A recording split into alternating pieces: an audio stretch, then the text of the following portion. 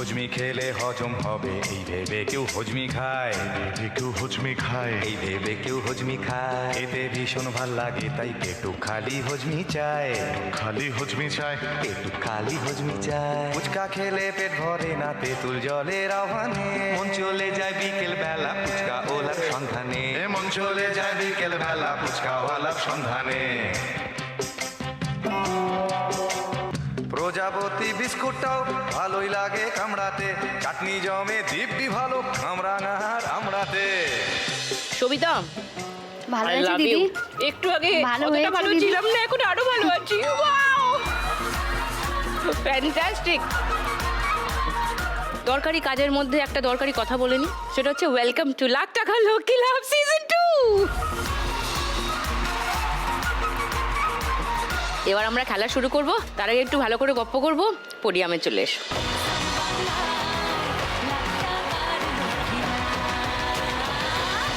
ফুচকা খাওয়া হলো, এবার একটু আলাপ সারি সবার সঙ্গে ভালো করে। সাথী, নমস্কার। হ্যাঁ নমস্কার দিদি ভাই, আমার নাম সাথী গায়েন। আমি পূর্ব মেদিনীপুর পটাশুর থানা অন্তর্গত উত্তর রায়বাঁধ গ্রাম থেকে এসেছি। আচ্ছা, আমি এখন হাউস ওয়াইফ। আগে বাইরে কাজ করতাম গার্মেন্টসে, কি কাজ করতে? ওই জামা কাপড় সেলাই। আচ্ছা, এখন হাউস ওয়াইফ। হ্যাঁ। আর কিছু করো? আর চাষবাসে কাজ করি। চাষবাসের কাজ করো। সবিতার ফুচকা তো খেয়েই ফেলেছি, সবিতার সঙ্গে আর কি আলাপ করব, ফুচকার সঙ্গে আগে আলাপ হয়ে গেছে। কোথায় বিক্রি করো ফুচকা সবিতা? দিদি আমি কচুয়া বাজারে বিক্রি করি এখন। আমি সবিতা পাল। আমি অশোকনগর থেকে এসেছি, অশোকনগর 2 নম্বর ওয়ার্ড থেকে, উত্তর 24 পরগনা থেকে এসেছি। নাইস। পম্পা, নমস্কার দিদিভাই, আমার নাম পম্পা ত্রিপাঠীপতি। আমি পূর্ব মেদিনীপুর জেলার খেজুরি থানার অন্তর্গত একটি প্রত্যন্ত গ্রাম কৃষ্ণনগর থেকে এসেছি। কি করো পম্পা? আমি টিউশন পড়াই ছোট ছোট বাচ্চাদের। ও দিদিমণি। ওকে, অপর্ণা। আমার নাম অপর্ণা চক্রবর্তী। আমি বাঁকুড়া জেলার থেকে এসেছি, জয়রামবাটি। আমি লাইন হোটেলে কাজ করি। সবার সঙ্গে খেলবো, আরো গল্প করব। খেলা দেখো, সবাই দেখো। হ্যাঁ দিদি। ভাল লাগে? খুব ভালো লাগে। তাহলে খুব ভালো লাগার একটা খেলা তোমাদের সঙ্গে খেলি। ফার্স্ট রাউন্ডে আজকে খেলবো টাকা ওড়ে দেখো ধরে।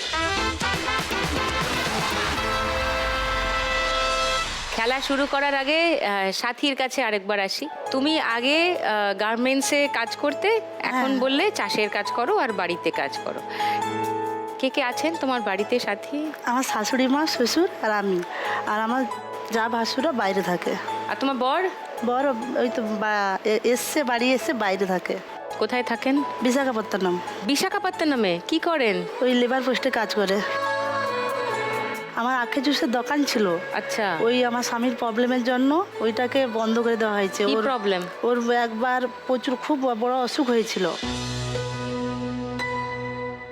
এই রসের কাজ মানে তো ঠান্ডা, আখের জুসে ঠান্ডা জল হাত করতে হয়। দিয়ে কি হয়েছে, খালি ঠান্ডা জ্বর।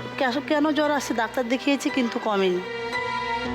একদিন যখন ডাক্তার কাছে, ডাক্তার যখন দেখে টনসিল, এত বড় বড় টনসিল হয়েছে 2 সাইডে, কিন্তু ও বুঝতেই পারে না যে আমার গলাতে কিছু একটা হয়েছে। এখানে অনেক ডাক্তার দেখি, ডাক্তার বলেছে ওষুধ খেলে কমে যাবে। যত খাচ্ছে কমছে না, আর ইনকামও বন্ধ, কোথায় দেখাবো ওকে। ও আর বললো যে দাদারা যখন ব্যাঙ্গালোরে থাকে, তাহলে ওখানে আমার ভাসুর বললো ভাই তুই এখানে আয়, এখানে ডাক্তার দেখাবো। ওখানে গিয়ে ডাক্তার দেখো, সে পয়সাটা তো দরকার, কোত্থেকে পাবে। ও একটা কাজে ঢুকলো গার্মেন্টসে, ও সেলাইয়ের কাজ জানে। ও প্রথমে গেল বাইরে, আর আমি বাড়িতে ছিলাম। ও যাবার পরে ওই কাজ করতে করতে ইনকাম করার পরে অপারেশন করলো। আমাকে ডাকলো যে তুমি চলে এসো এবার। টনসিলাইটিসের? হ্যাঁ, দুটোই টনসিল 2 সাইডে অপারেশন হলো। ও বলছে চলে আসো অপারেশন করার পরে। আমি বলছি আমি কেন আর দেশে যাবো, তাহলে 2জন কাজ করি। দিদি আমার বিয়ে হয়েছে 10 বছর, এখনো আমার বেবি হয়নি। কেন? প্রবলেমের জন্য অনেক ডাক্তার দেখিয়েছি। তোমার না স্বামীর? ব্যাঙ্গালোরে দেখাতে বলছে আমার স্বামীর প্রবলেম। মানে দিদি এত খরচ, 2জন যদি ইনকাম করি, আমি 10,000 টাকা, ও 12-13,000 টাকা, মানে ওষুধ চলে যায় 15,000 টাকা করে মাসি। কি করে চলবে? আমি ব্যাঙ্গালোরে আছি, ও অন্য জায়গায় চলে এলো। ও বিশাখাপত্তনম এলো, এখানে লেবার পোস্টের কাজ। বলছে তুমি এখানে থাকো, ওখানে তো হচ্ছে না, 2জন যা ইনকাম করছে, ডাক্তার দেখাচ্ছি, খরচা হয়ে যাচ্ছে। তাহলে এক কাজ করো, তুমি ওখানে থাকো, আমার যখন এখানে কাজ রুম ভাড়াটা নিয়ে নেবো, তখন তোমাকে এখানে নিয়ে আসবো। ডাক্তার বলছিল রেস্টের জন্য, যে তুমি একটু রেস্ট নিয়ে ওইটা চেষ্টা করো। এখানে এলাম, এখানে এসে সেই ডাক্তার দেখাচ্ছি। 1 বছর দেখানোর পরে ও বলছে যে এখন আর তোমার ওটা করলে হবে না, তুমি এক কাজ করো, তুমি IUI করো। IVF? হ্যাঁ IVF এর আগে IUI। IY? ঠিক আছে তাহলে দেখি কত খরচ হবে। 50,000। আমি তখন বলছি যে এটা হলে হয়ে যাবে, বলে তাহলে একবার ট্রাই করি। বলছে 3বার ট্রাই করতে হবে, 50,000 টাকা মতো খরচা হবে। একবার ট্রাই করছি, দেখছি 40,000 টাকা খরচা হয়ে গেছে, কিন্তু কাজের কাজ কিচ্ছু হয়নি। বলছি এটা আর করবো না। ডাক্তারই বলেছে স্যার আমি আর এটা করতে চাই না, আমি বেকার করবো। এটা 3টে দেখা গেলো, আমার 3টাতে 40,000 টাকা হলে আমার কত, 1,20,000 টাকা খরচা। বেকার এটা খরচা, কিছু আমার কাজের কাজ কিচ্ছু হলো না। তখন ওখানে বললো যে এক কাজ করো, তুমি IVFটা করো। ডাক্তার বলছে এটা সরকারি মাধ্যমে, এই প্যাকেজটা ধরার জন্য তোমাকে 10,000 টাকা অ্যাডভান্স দিয়ে বুক করতে হবে। বলছে ঠিক আছে, কত টাকা খরচ হবে? 4-4.5 লাখ টাকা। ওটা আমার মাথায় নেই, 4-4.5 লাখ যে ওর থেকে আসবে ওটা আর জানি না। যখন বলেছে যে IVF করতে হবে, তাহলে আমি IVF করব যখন বেবি হবে আমার। তারপরে বুঝলাম 4 লাখ টাকা।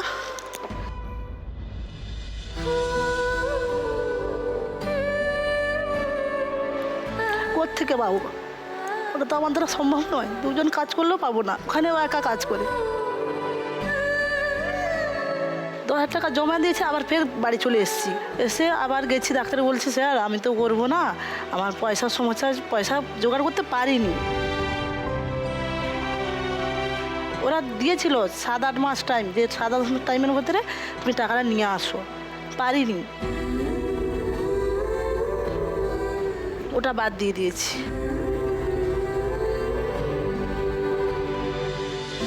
তাহলে আজকে তুমি 1 লাখ টাকা জিতলে কি করবে? আমি মা হতে চাই, আমি IVF করাতে চাই।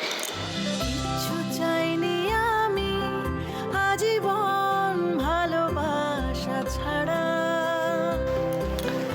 আমিও তাদেরই দলে বারবার মরে যায় যারা। গ্রামে যখন থাকি অনেকে বলে ওর বাচ্চা হয়নি মানে ওর মুখ থেকে কোথাও যেতে নেই। বাতাসে প্রবাদা, আকাশে আদিম ধ্রুব তারা, কিচ্ছু চাইনি আমি আজীবন। কারা বলে এসব কথা? আমাদের গ্রামে এইরকম বলে।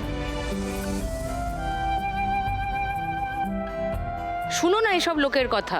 আরো বলে ওই আটকুড়া তাদের বাচ্চা হয় না, এরকম করে বলে। আমার বাড়ির লোক কি বলেছে এরকম। ছি ছি ছি ছি ছি ছি। কিচ্ছু চাইনি আমি যদি আমারও কষ্ট হয়, আমিও মা হতে চাই। ছাড়া,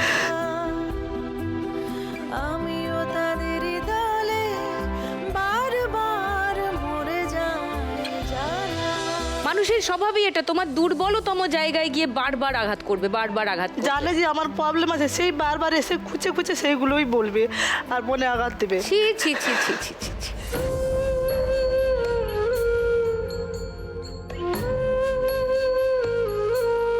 তোমার বাড়ি থেকে কেউ এসছেন তোমার সঙ্গে? বাবা এসছে, আমার স্বামী, ভাই আর বোন। ওকে, সো এদের কথা শুনবেন না প্লিজ। কারা বলে এসব? তারা মানুষ না অন্য কিছু। শুনবেন না তাদের কথা, তারা কোনো কাজে আসবে না আপনার। এসব মানুষের সঙ্গে মিশো না, এদেরকে পাত্তা দিও না, এরা তোমার জীবনে কোনো কাজে লাগবে না সাথী। শুনো না এদের কথা, এক কান দিয়ে ঢুকিয়ে আরেক কান দিয়ে বার করে দাও। বাচ্চা অ্যাডপ্ট করে নাও। অনেক বাচ্চা আছে যাদের মা বাবা নেই, তাদের মধ্যে কাউকে নিয়ে এসো বাড়িতে, তাকে মানুষ করো নিজের সন্তান ভেবে। যে আমরা গ্রামে থাকি না, ওরা বলবে ওই যখন বড় হবে বলবে ও তোর মা নয়। ঠিক আছে বলুক, বায়োলজিক্যাল ছেলে মেয়ে। আমি তো এখানে দাঁড়িয়ে দাঁড়িয়ে রোজ শুনি ছেলে চলে গেছে, খেতে দেয় না, এই ওই। কেন তার জন্য অপেক্ষা করছো? একটা অনাথ শিশুকে বাড়িতে নিয়ে এসো, তাকে ছোট্ট বয়স থেকে তাকে বড় করো। কত হোমে কত অনাথ শিশুরা বড় হচ্ছে সাথী। সেরকম একজন কাউকে, যার মা দরকার, তোমার সন্তান দরকার। আর বহু বাচ্চা রয়েছে যাদের মা দরকার, বাবা দরকার। বুঝলে? আজকে 1 লাখ টাকা পেলে তাহলে তুমি কিসে খরচা করবে? বলেছিলাম IVF করাবো। এখন কি করবে? এখন আমার স্বামীকে একটা ওই আগ তো বন্ধ হয়ে গেছে, একটা দোকান যে কোনো একটা ব্যবসা করতে হ্যাঁ চাই। একটা কিছু করো যাতে তোমরা দুজনে একসঙ্গে থাকতে পারো, আর কোনো একটা হোম বা অনাথাশ্রম থেকে ছোট্ট কোলের শিশুকে নিয়ে এসে তাকে তোমরা বড় করো। চলো ফার্স্ট রাউন্ডে খেলি, এসো।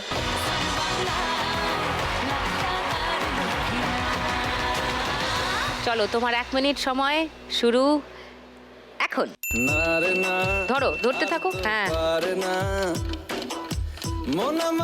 রেখে দাও টাকাগুলো।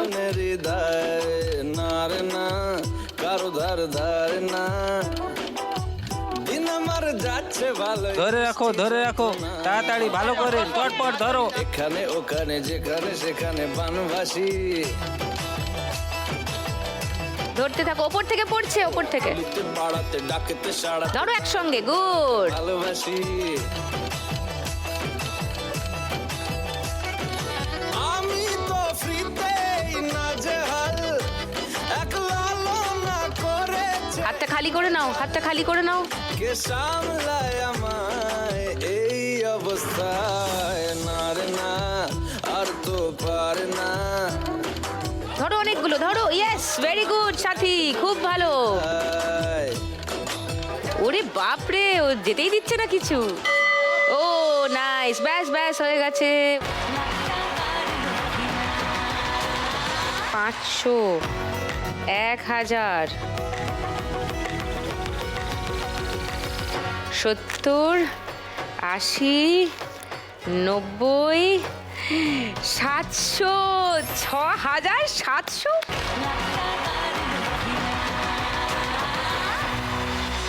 সবিতা, তোমার ফুচকার দোকান কত দিনের? দিদি আমার 15 বছর বয়সে বিয়ে হয়। 15 বছর বয়সে বিয়ে করলে কেন? বিয়ে করলাম, আমার মা বাবার আর্থিক অবস্থা খুবই খারাপ ছিল। আমরা 4 ভাই বোন, ভাই 2 জন আছে আর আমরা 4 বোন। তাই 15 বছর বয়সে বিয়ে দিয়ে দেয়। তখন বিয়ের কিচ্ছু বুঝতাম না দিদি। স্বাভাবিক। হ্যাঁ, তা বিয়ে হয়ে যায়, শ্বশুরবাড়িতে যাই, শাশুড়ি মানতে পারেনি। তা শাশুড়ির পছন্দ ছিল না। হাজবেন্ডকে বলেছে, বিয়ে যখন করেছিস তোরটা তুই জোগাড় করে খাবি। তো বিয়েটা কে দিল? বিয়েটা দিল, ও আমাকে পছন্দ করতো। আমার মার কাছে গিয়ে বলতো, আপনার মেয়েকে আমি পছন্দ করি, যদি বিয়ে দেন তাহলে দিতে পারেন। তা মা ভাবলো যে আমার পরে একটা বোন আছে, তা বললো যে এরপরেও তো আরেকজনকে দেখতে হবে, তাহলে একে বিয়ে দিয়ে দিলে হয়তো একটু তুমি বোঝা বিয়ে নামবে। করলে, তোমার বর হ্যাঁ। তখন কিছু করতেন না। বাহ, তারপরে? শ্বশুরবাড়িতে যাওয়ার পরে শাশুড়ি মা আলাদা করে দিয়েছে, যে তোদেরটা তোরা গুছিয়ে এখন সংসার চালা। তখন ও কিছু করতো না, না করাতে এই বাড়ি ওই বাড়ি সব জায়গায় কাজ খোঁজার জন্য অনেক চেষ্টা করেছে, কোথাও কোনো কাজ পাচ্ছে না। হঠাৎ করে কেউ কাজ দেয় না, অনেক দিন আগের দিয়ে চেষ্টা করতে হয়। তারপরে কোনো রকম লেবার মিস্ত্রি যে গাঁথনির কাজ হয়, লেবারের কাজে গেছে, সেখান থেকেও টাকা দেয়নি। বলছে আজকে না, অন্য দিন আসো, পরে পয়সা পাবে।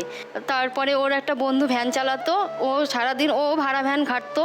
তা বললো, তো তোর ভ্যানটা কি আমাকে একটু দিবি, তাহলে আমি একটু রোজগার করতে পারি। তা ওর বন্ধুটা একটু সহানুভূতি জানিয়ে বললো যে ঠিক আছে, যা, যদি পারিস আমি 10টা পর্যন্ত চালাবো, তারপরে যদি তুই নিস তাহলে আমার কোনো কিছু খারাপ হবে না, নে। তার 10টার পরে ও চালিয়ে, ভ্যান চালিয়ে ও রাত 1টা-1:30টার সময় বাড়িতে আসে। 50-60 টাকার মতন নিয়ে আসে। এইভাবে তো সংসার চলে না। এরপরে ছেলে পেটে আসলো। ছেলে পেটে আসার পরে তো আরও মানে সংসারের আরও নানা চলছে, মানে কী করে যে সংসার কি করব বুঝতেই পারছিলাম না। তারপরে আমার মা একটা ভ্যান দিল ওকে, বললো যে তুমি ফুচকার ব্যবসা দেখো, করতে পারো কি না, তাহলে ফুচকার ব্যবসাটা শেখো। আমার ননদও ছিল তখন, ননদও বুঝলো যে সত্যি তো ওরা ছোটো, ওরা কি করবে, ওদের তো কিছু সাহায্য করতে হবে। আমার ননদ 3000 টাকা ওকে পুঁজি দিল। তারপরে ফুচকার ব্যবসাটা শিখলো। শেখার পরে বাড়িতে এসে আমরা ফুচকার ব্যবসাটা করে পাড়ায় ঘুরে ঘুরে বিক্রি করতো। এইভাবে চালাতে চালাতে ছেলেকে নিয়ে থাকতাম। ছোটোবেলা পড়াশোনা সব কিছু হয়ে উঠতো না। আমি বাড়িতে আবার মেশিন চালাতাম। মেশিন চালিয়ে আমার নিজের খরচ, ছেলের যা কিছু লাগে টুকিটাকি এগুলো চালিয়ে নিতাম। তোমার হাজবেন্ড এখন কি করেন? আমার হাজবেন্ড এখন আর নেই দিদি।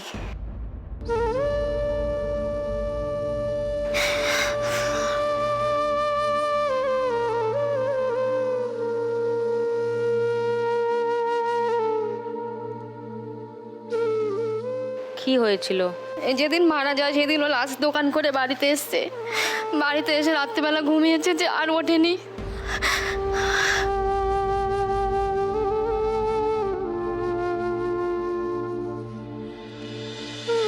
আমার হাজব্যান্ড মারা যাওয়ার পরে আমি ভেবেছিলাম দোকানটা মনে হয় আমি দাঁড়াতে পারবো না, কিন্তু কাস্টমার আমাকে বুঝিয়ে দিয়েছে যে তুমি হারবে না, আমরা নারী, আমরা সবই পারি। সব মহিলারা আমাকে উৎসাহ দেয়, আনন্দ দেয়, বলে আমরা সব কিছুই পারি, একদম পারবে। তুমি হারবে না, আমরা তোমার সঙ্গে আছি। তাই দিদি একদম। করে যাচ্ছি, এখন আমি মনে করছি যে আমি পারবো। একদম পারবে।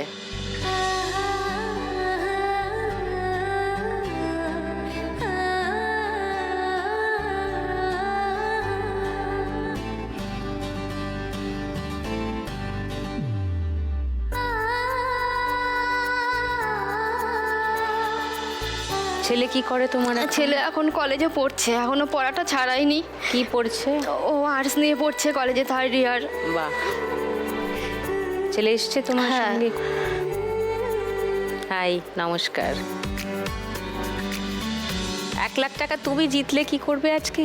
1 লাখ টাকা জিতলে ছেলেটার ভবিষ্যতের জন্য কিছু করব, আর আমি ফুচকার ব্যবসাটা একটু বড় করে করব, যে মহিলা দিয়ে কাজ করব বাড়িতে, যাতে ফুচকাটা পাইকারি দিই, যেন আমার 1 নম্বরে থাকে যে আমার বাড়িতে ফুচকা পাওয়া যায়। ওকে, যেখান থেকে ফোন করবে আমি যেন পৌঁছে দিতে পারি তার বাড়িতে। বাহ। আমি এখনো সেই চিন্তায় আছি, আর এখনো কিছু ফুচকা আমি বানিয়ে বাড়িতে রাখি, পাইকারিও দিতে পারি। ওকে, একদম ভাববে না যে হবে না, সব হবে, বুঝেছো?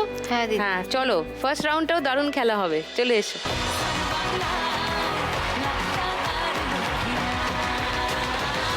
সবিতা, তোমার 1 মিনিট সময় শুরু এখন। লুকোচুরি খেলতে নেমে যাচ্ছি গেমে, খাচ্ছি খাবি বিনা মেঘে মাথায় পড়ে। ধরতে থাকো, ধরতে থাকো। চিড়িয়া কোথায় আছে? ওই বাঁ হাত ঢুকিয়ে নিয়েছে।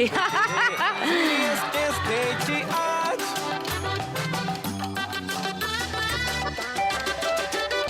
ধরো ধরো 500 নোটগুলো ধরো। নেমে যাচ্ছি গেমে, খাচ্ছি খাবি বিনা মেঘে বাঁ মাথায় হাতটা খালি করে নাও, ওপর থেকে নামছে নামছে নামছে নামছে নামছে নামছে নামছে। আছে, ঘাপটি মেরে বলবে কে রে?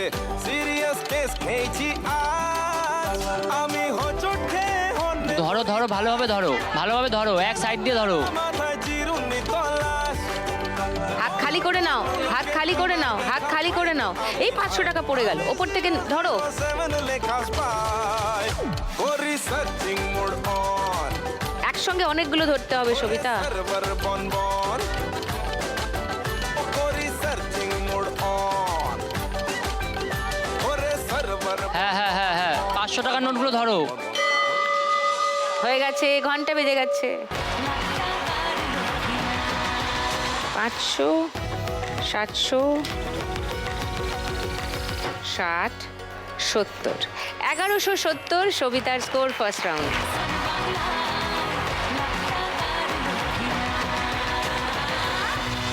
দিদিমণি পম্পা, কোন ক্লাস অবধি পড়াও? আমি ওই 8 অবধি।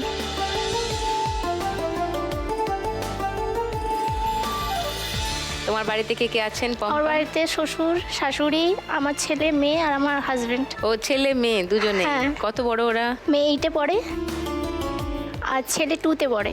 ও, হাজবেন্ড কি করেন? হাজবেন্ডও টিউশন পড়ান। দুজনেই? হ্যাঁ, উনি তো MA পাস করেছেন হিস্ট্রির উপর, কিন্তু চাকরি পাননি, বাহ, যার ফলে উনি বাড়িতে বাড়িতে টিউশন পড়িয়ে, যাই হোক আমাদের সংসারটা চলে। হিস্ট্রিতে এমএ, হ্যাঁ। চাকরি নেই। না, উনি তোমার উনি আমার হাজবেন্ড। হাজবেন্ড। ওকে, নমস্কার। সো পম্পা, তুমি যদি আজকে 1 লাখ টাকা যেত কি করবে? প্রথমে তো আমার একটা অসুখ আছে। আমি যখন 1 বছরের হয়েছিলাম আমার বাবা মারা গেছে। তারপরে বাড়িতে আমাকে কেউ রাখেনি, সবাই অপয়া বলে যে বাবাটাকে খেয়ে নিল। কে বলছে এই কথা? আমার নিজের বাড়ির লোকেরাই। হায় ঈশ্বর।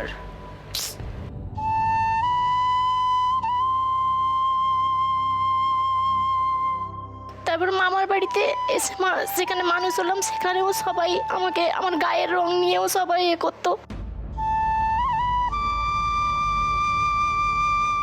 মা লোকের বাড়িতে কাজ করে আমাকে মানুষ করেছে। আমি HS যখন পাস করি আমাকে আমার দাদু বিয়ে দিয়ে দেয়। আমার বিয়ে করার একদমই ইচ্ছে ছিল না, কিন্তু আমাকে ওনারা বিয়ে দিয়ে দেয়। বিয়ে করে যখন আসি এখানে, শাশুড়ি খুব প্রতিবন্ধী, উনি হাঁটা চলা কিচ্ছু করতে পারেন না। ওনার সমস্তটা আমাকে দেখতে হয়। মেয়ে যখন 2.5 বছরের হয় তখন আমার হঠাৎ আমি 12টা রক্ত বমি করি। সবাই ডাক্তারবাবু বললেন যে আমি বাঁচবো না। তারপর আমি উড়িষ্যায় যখন গিয়ে দেখাই, ওনারা বলছেন লাংসে ইনফেকশন হয়ে গেছে, যার বলে তোমাকে অপারেশন করতেই হবে। লাংসে একটা ফুটো আছে, যেটা থেকে আমার যখন তখন আমি ধুলো বালি কোনো কাজ করতে পারি না। একটু ধুলো ঢুকে যাক, কফের চা বললে তখনই আমার শুয়ে আছি, নাক দিয়ে মুখ দিয়ে এমনি এমনি ব্লিডিং হয়ে যায়।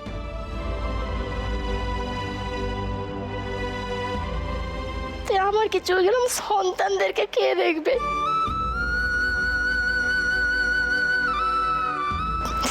বাঁচতে চাই, বাঁচতে চাই।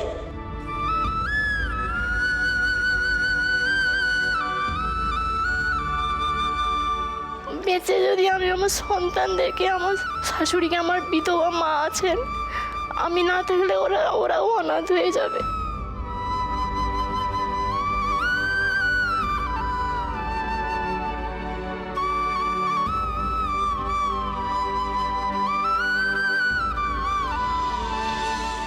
আমার শাশুড়ির খুব ইচ্ছে যে উনি আমাকে ডাক্তার দেখে ভালো করাবে। উনার ইচ্ছেতেই আজ আমি এখানে এসেছি। আমি কাঁথিতে অডিশন দিতেও গেছি, কিন্তু আমি দাঁড়াতে পারিনি, আমি হাঁপিয়ে পড়েছি। মানে 5000 জন লাইনের পেছনে ছিলাম, যার ফলে আমার শ্বাসকষ্ট মতনও হয়, আমি পালিয়ে এসেছি, পারিনি। শেষে ও শাশুড়ি বললেন তোমার অবশ্যই হবে, দেখো ভগবান ঠিক আছে, তোমাকে একদিন না একদিন ডাকবেন ওনারা, তুমি যে কোনো উপায়ে পাবে। আজ আমি এই স্থানে আমার শুধু শাশুড়ি মার জন্যই এসেছি।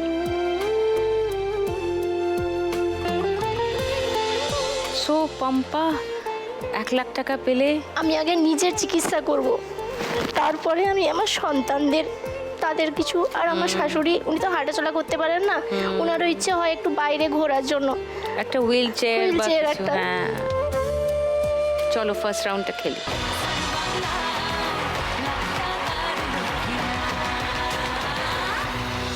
তোমার 1 মিনিট সময় শুরু হচ্ছে এখন।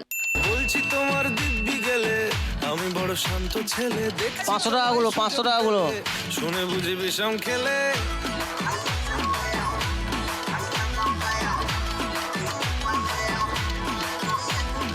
বলছি তোমার দিব্যি গেলে পড়বে, উপর থেকে পড়বে মুঠো করে একসাথে। পেলে শুনে বুঝি বিষম খেলে।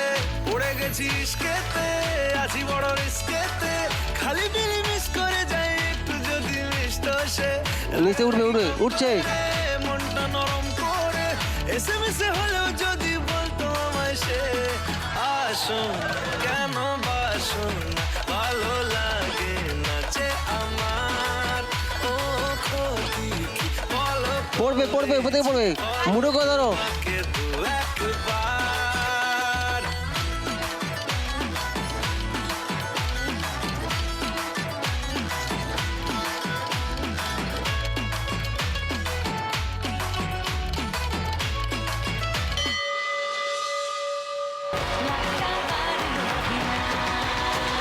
পাঁচশো, 1000, 610, 3610। এবার অপর্ণা ভাবছে আমার কপালে কি আছে রে ভাই, কত কত টাকা সব নিয়ে চলে গেল, আমার কি হবে? তাই তো অপর্ণা? না, যা আছে কপালে। অপর্ণার কথা শুনি একটু। তোমার বাড়িতে কে কে আছেন বলো? আমি এখন আপাতত একা থাকি। একা থাকো? হ্যাঁ, একা থাকি। আমার স্বামী আমার সাথেই ছিল বলতে প্রচুর মদ খায়। মদ খায় বলে খুব মারধর করে। হোটেল থেকে 2-3বার চুলের ঝুঁটি ধরে নিয়ে এসেছে আমাকে। ওইখান থেকে চলে এসে আমাদের একটা ইয়েতে ঘর ভাড়া থাকি, ওইখানেও এসে গেছে, ওইখানেও এসে মারধর করে। আমার ছেলে এসে সহ্য করতে পারেনি, উনি কি করেছে, বেটাকেও মেরেছে, আর বেটা উল্টো ওকে মেরেছে পায়েতে। আমার বেটা কি করেছে, গলায় দড়ি নিয়ে নিয়েছে। হ্যাঁ,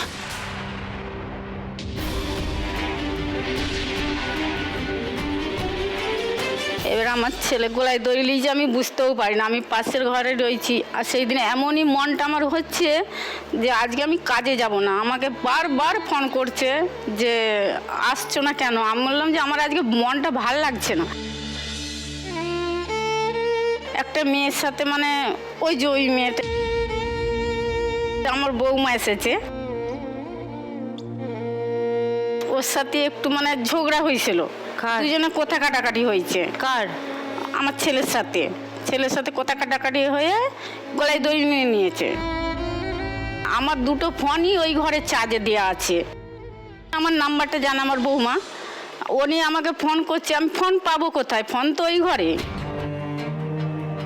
আমি শুধু বেটাকে ডাকছি, বাপি, মানে বড়া যেমন চড়ে শখ শব্দ হয় না, সেই রকম আমি কানে আওয়াজ এসছে, 2 থেকে 3 বার ডাকলাম, সাড়া দিচ্ছে না। আমি বললাম না, ভালো কথা নয়, আমি একটু বেরিয়ে গিয়ে দেখি। আমার ঘরের একটু দরজাতে একটু ফুটো রয়েছে, সেই ফুটোটা যেই দেখেছি আমার ছেলে জিভ ফিভ বেরিয়ে ঝুলছে। আমার আর কিছু নেই, সেই পাশের লোককে আবার ডাকলাম, ডেকে ওকে যখন এসে সব দরজাকে শাবল মাবল করে এসে ঘরটা ভেঙে যখন বের করেছে, তখন আমার ছেলে জিভ ফিভ বেরিয়ে গেছে। আমি কি করলাম, আমার ছেলেকে যখন তুলে নিয়ে চলে গেল, আমি ওই দড়িটা নিয়ে আমিও গলায় দড়ি নিয়ে নিয়েছি।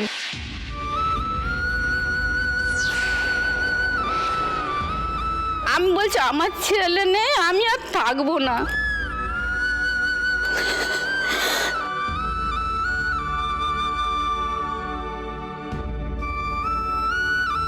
দিয়ে আমাকে আবার সব নামালো, বলছে তোমার ছেলে দেখো এই লুলুলিটা এখনো নড়ছে। দিয়ে আবার সে তাড়াতাড়ি করে ছেলেকে নিয়ে চলে গেল। আমি তো সে পাগলের মতো হয়ে গেছি না, গোটা নার্সিংহোমটাই সে পাগলের মতো সবারই কাছে ভিক্ষে চাইছি। আমার ছেলেকে ভিক্ষে দাও, আমার ছেলে বাঁচবে তো।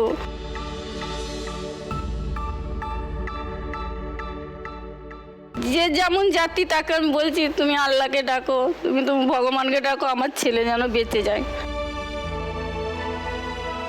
ছেলেকে বাড়িতে নিয়ে এলাম, বাচ্চার 4 দিন 5 দিন ভর্তি ছিল। ছেলে আমার বাড়িতে এলো, আসার পর যখন এসেছে আবার ওনার বাবা আবার এসে জুটেছে যে হোটেলে কাজে যাচ্ছি, হোটেলে কাজে যেতে দেবে না। আমি একভাবে যে কাজে যাব তাও কাজে যেতে দিচ্ছে না। আমার দিদি জামাইবাবু ওরা প্রায় শুধু বলে যে থানায় খবর দাও, থানায় খবর দাও, তাহলে ওকে তুলে নিয়ে যাবে পাশাপাশি লোক। আমি বললাম না, থানায় কেন খবর দেবো, থাকবে, ও যা পাচ্ছে করুক। দিয়ে ওকে তাড়িয়ে দিয়েছি। আপাতত এখন আমার কাছে নেই, আমার ছেলেও আমার কাছে নেই, ছেলেও বাইরে চলে গেছে। জানি না, আমার ছেলে বিয়ে করেছিল ওইখানে থেকেই বিয়ে করেছে। এই কয়েকদিন আগে আমাকে বললো যে মা আমি বিয়ে করেছি, আমি কিভাবে সংসার চালাবো। আমি এখন আপাতত এখন ওই একাই থাকি। আমার ছেলে টুকটাক এখন একটু একটু পাঠায় টাকা। কি বলবো,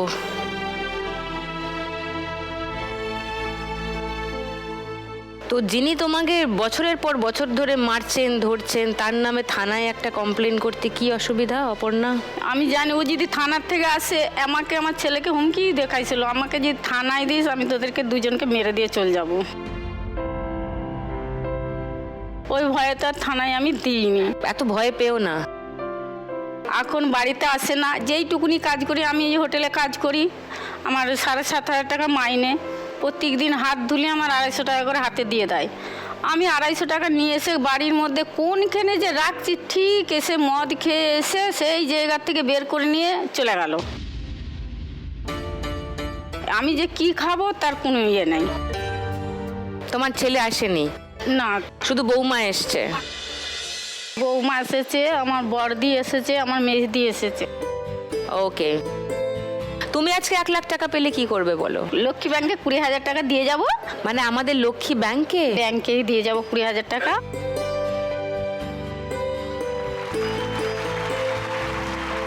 আর যেইটুকু থাকবে আমার ইচ্ছা একটু দোকান করবো ছোটোখাটো আমার বাড়ির পাশে। ভালো, এসো।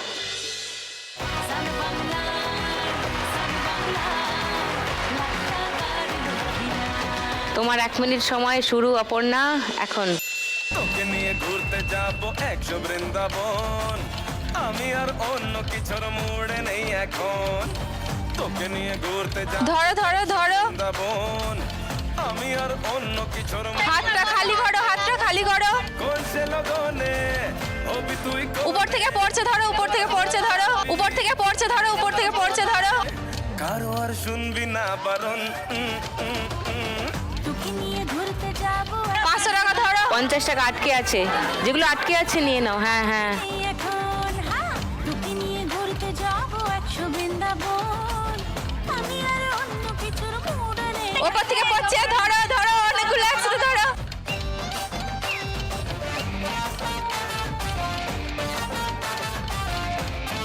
ধরো ধরো, উঠছে, ধরো ধরো, উঠছে, ধরো। ও দুনিয়াটাকে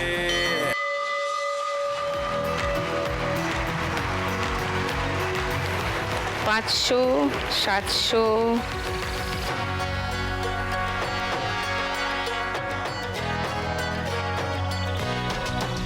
20, 30, 2330 অপর্ণা স্কোর ফার্স্ট রাউন্ডে।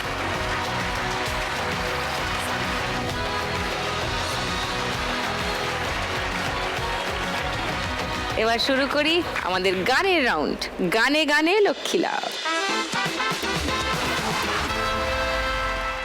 এমন মধুর সন্ধ্যা একাকী থাকা যায়, এমন মধুর সন্ধ্যা একাকী থাকা যায়, খুঁজে না দেখে না তুমি সাথীকে, আলোতে আধারে প্রেমের খেলাতে মন যাকে চায়। এ তো বরণ ডালা সাজিয়ে রেখেছে দিদি। মেঘ না চাইতেই জল। আমার তো এগুলোকে দেখেই আমার বাবার ছোট ভাইয়ের কথা মনে পড়ে যাচ্ছে গো দিদি। বাবার ছোট ভাই?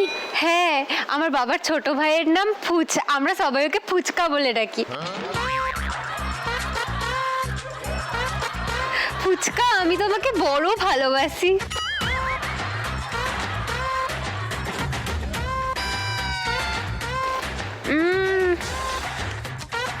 দিদি আজকে কত সহজে ফুচকা খেতে পারছি।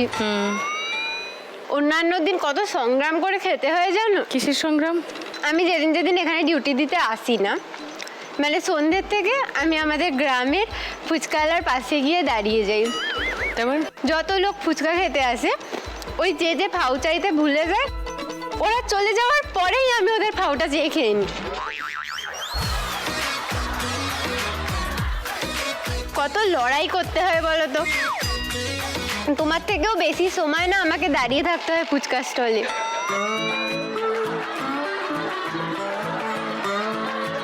দিদি, ডিউটিটা শুরু করি।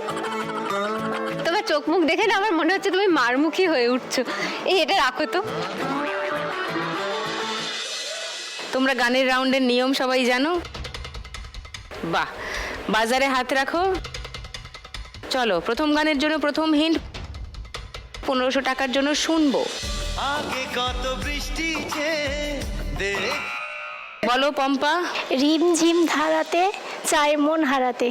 রিমঝিমে ধারাতে চাই মন হারাতে। লক করি। সেকেন্ড হিন্ট শোনাবো। এই গানটাই মনে হচ্ছে সবারই। ওকে, তাহলে আর শোনাচ্ছি না হিন্ট, গানটা শোনাই।